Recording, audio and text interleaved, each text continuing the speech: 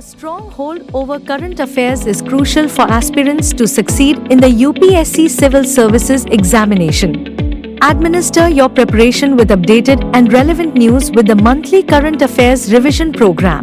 Starting from 20th September at 5 p.m., the 60 dedicated classes offer detailed topic-wise coverage of important news compiled through authentic sources such as The Hindu, Indian Express, PIB, Yojana among others. Enhance your knowledge with up-to-date contextual understanding of all current affairs, expert support through personal mentoring, assessment through MCQs and mains-oriented questions, doubt-clearing sessions, student portal access.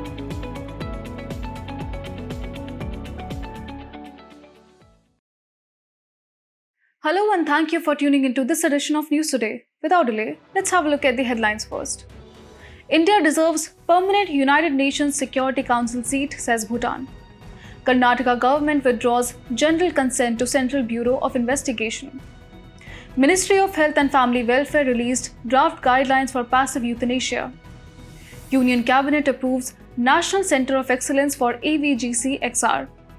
Expeditious trial required in PMLA and other laws with stringent threshold for bail, says Supreme Court. The European Organization for Nuclear Research celebrated 70th anniversary. In a significant development, Bhutan has voiced strong support for India's bid to become a permanent member of the United Nations Security Council. This endorsement comes on the heels of similar backing from major global powers, including the United States, France, and the UK. But securing a permanent seat on the UNSC would require more than just diplomatic backing. To achieve this, a reform of the UNSC is necessary, which involves amending the UN Charter.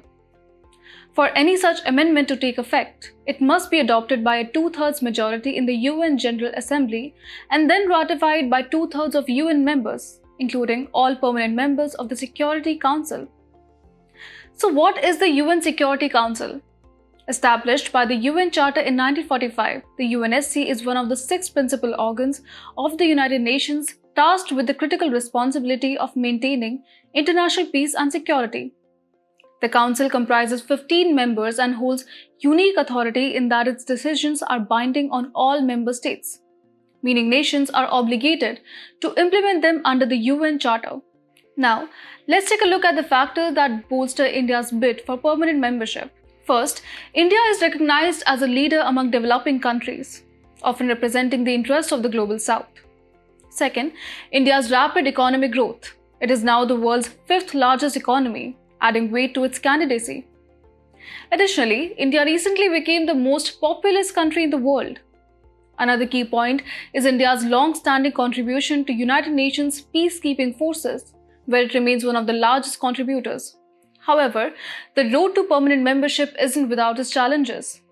One of the major obstacles is China's opposition. While all other permanent members of the UNSC, namely the US, UK, France, and Russia, have shown support, China continues to stand against India's candidacy.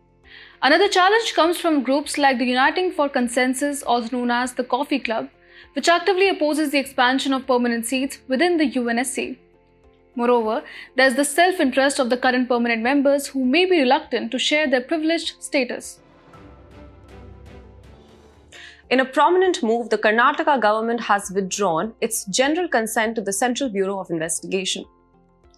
This decision follows a trend seen in several other states like West Bengal, Punjab, and Tamil Nadu.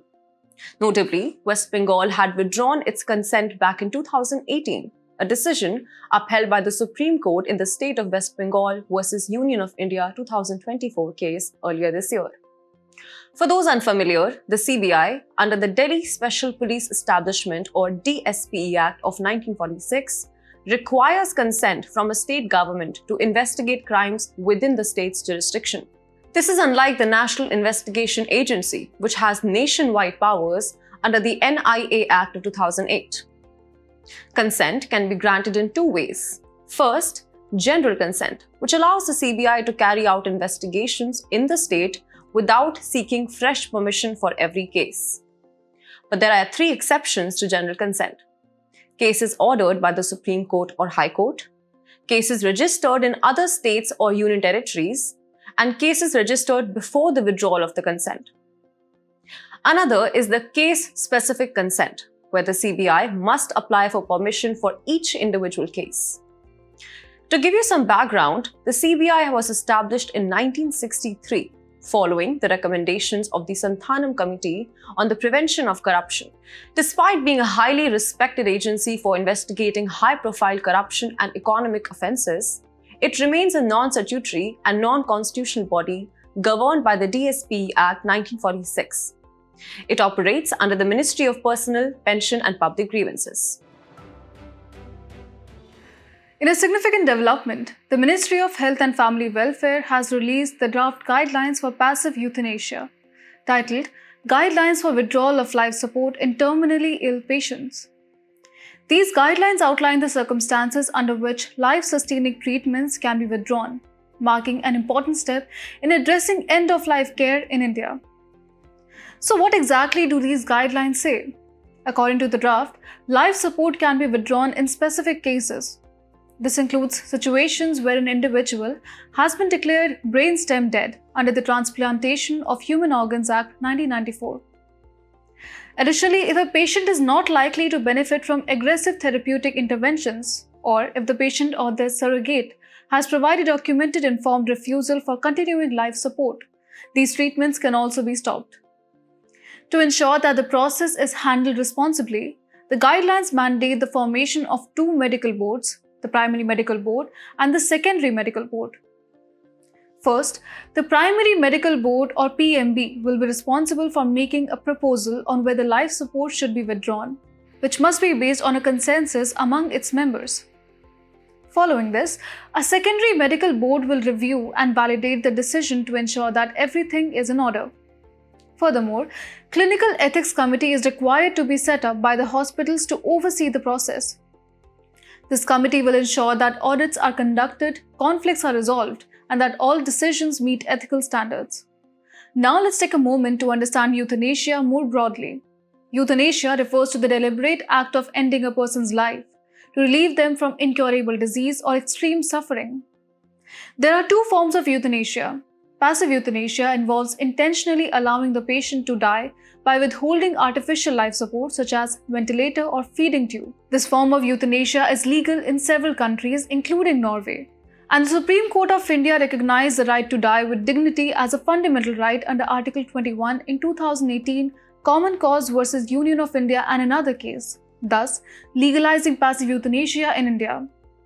On the other hand, active euthanasia, which involves the intentional act of killing a terminally ill patient by a doctor's direct intervention, remains illegal in India but is allowed in countries like Belgium. In a major push to India's growing creative economy, the Union Cabinet has approved the establishment of a National Centre of Excellence for Animation, Visual Effects, Gaming, Comics and Extended Reality, or AVGC-XR. This move follows the announcement made in the 2022-23 Union Budget to create an AVGC task force aimed at boosting the country's digital and creative sectors. Provisionally named the Indian Institute for Immersive Creators, the NCOE will be set up as a Section 8 company under the Companies Act of 2013 and will function as an incubation hub for startups in the AVGC-XR space. The sector holds immense growth potential. For instance, the animation industry in India is already seeing a remarkable growth rate of 25%, with an estimated value at Rs 46 billion as per the FICCI EY Report 2023. The NCOE will serve as a playground for various immersive technologies, including virtual reality, augmented reality, mixed reality, and 3D modeling. It aims to foster the creation of indigenous intellectual property, which can be marketed both domestically and globally, further strengthening India's digital creative economy. The initiative is expected to generate 500,000 jobs, with a strong focus on education, skilling, innovation, and industry development. Furthermore, it is anticipated to enhance India's soft power on the global stage and attract foreign investment into the sector. To put things into perspective, creative economy is an evolving concept based on creative assets potentially generating economic growth and development. Essentially, it is knowledge-based economic activities upon which creative industries are based.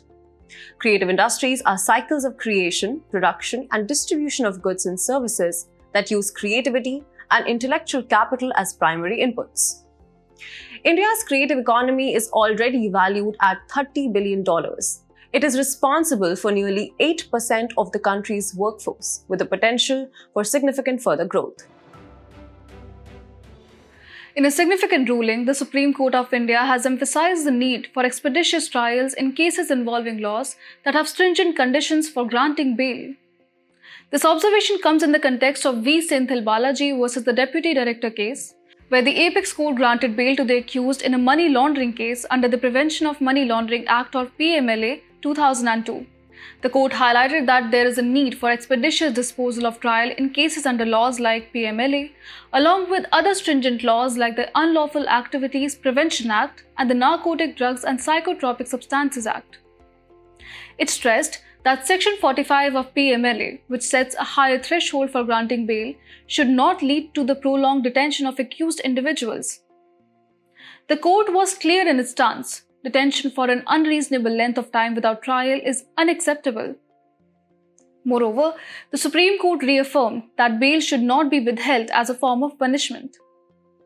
The court also clarified that while laws like the PMLA impose stringent bail conditions, the constitutional courts still retain the power to grant bail in cases where Part 3 of the Constitution, that is, the fundamental rights, are violated, citing the K.A. Najeeb case. An important observation was made regarding prolonged incarceration of under trials. In instances where an individual is acquitted after a lengthy trial, such detention could amount to a violation of their rights under Article 21, which guarantees the right to a speedy trial and dignity.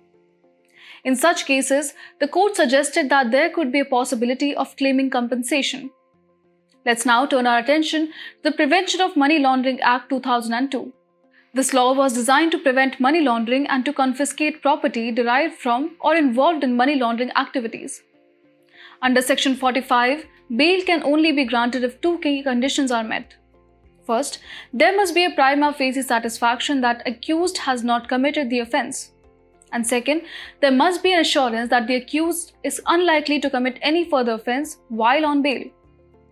This ruling brings renewed focus to the importance of balancing stringent bail conditions with the protection of fundamental rights, and reinforces the Supreme Court's commitment to ensuring timely trials in cases that involve serious allegations under laws like the PMLA. The European Organization for Nuclear Research, known as CERN, is celebrating its 70th anniversary. Established in 1954, CERN was Europe's first major collaborative scientific venture after World War II and is now a global leader in high-energy particle physics research. CERN is located just outside Geneva, Switzerland, and boasts 23 member states, with India as an associate member.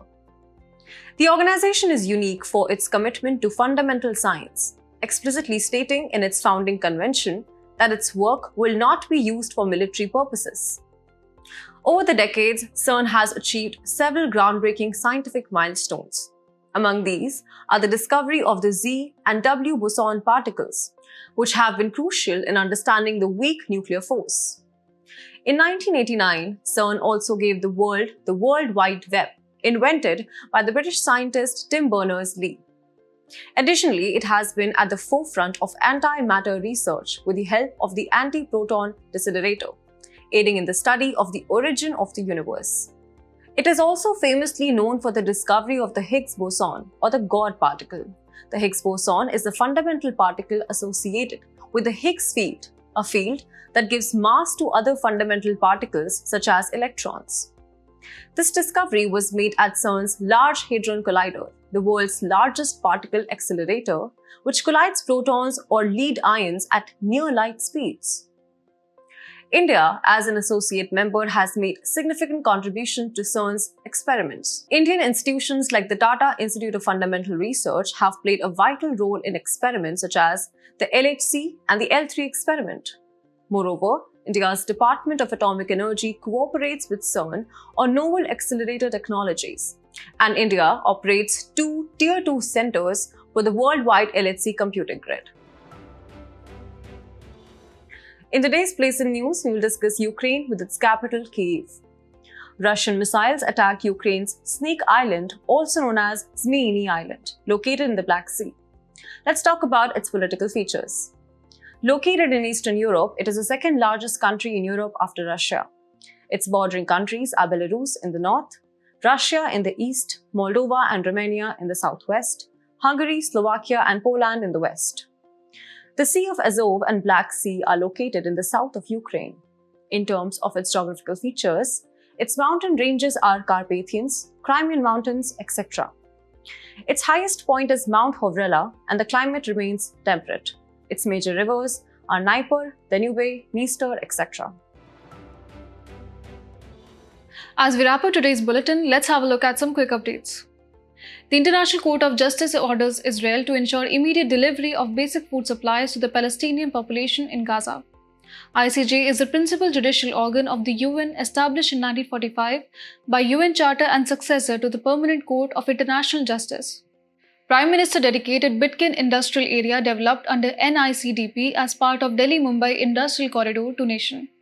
NICDP began with the Delhi-Mumbai Industrial Corridor launch. Ministry of Tourism launched Paryatan Mitra and Paryatan Didi as a national responsible tourism initiative. This initiative aims to elevate overall experience for tourists in destinations by having them meet tourist-friendly people who are proud ambassadors and storytellers for their destination. Type 1 diabetic woman was treated by using cells extracted from her own body after reprogrammed stem cell transplant. Stem cells are undifferentiated and unspecialized cells and have capacity to self-renew. An outbreak of Marburg viral disease in Rwanda has claimed multiple lives. MVD is a rare but highly infectious viral hemorrhagic fever which affects both humans and primates, that is apes and monkeys, with high mortality rate. The Pomei Naga tribe of Purul village of Senapati district, Manipur, has banned hunting, trapping and killing of wild animals and birds within their territory. This tribe is one of the oldest and largest Naga tribes in Manipur. Department of Pharmaceuticals modified revamped Pharmaceutical Technology Upgradation Assistance Scheme. It has increased incentive for pharmaceutical companies to Rs 2 crore from Rs 1 crore. It also added production equipment, a new category to the list of eligible expenses for subsidy calculation. Jharkhand High Court directs constitution of fact-finding committee on infiltration in Santhal Parganas, which were created after Santhal Revolt. Santhal Revolt, 1855-56, was one of the first expressions of revolt against British colonial regime.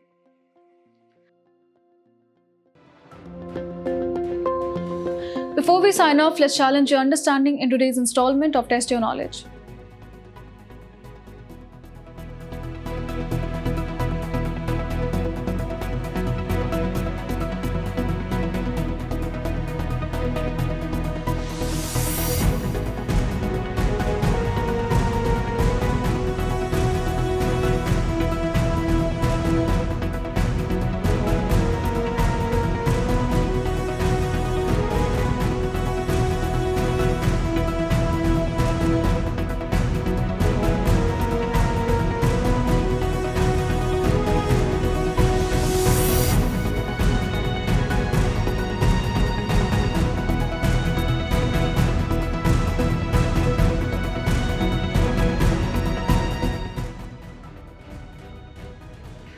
Thank you for joining us. We hope you found this episode of News Today engaging.